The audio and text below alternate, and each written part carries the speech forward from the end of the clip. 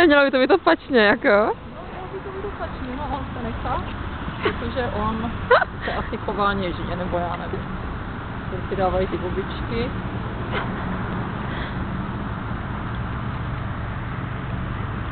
Komu to se? No a jak oni se pusím, že to vydrží.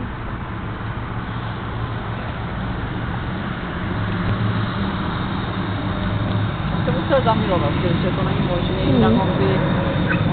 Co to zase bylo? Kdo to byl zase? Já fakt nevím. Já dám ty videa na stránky, tak pak se může syn podívat, co dělá jeho pěšek. No, my jsme se dívali právě už na to minulý. Ale ty videa myslím, aby viděl, jak to toho dělají. Jo, ty videa, no.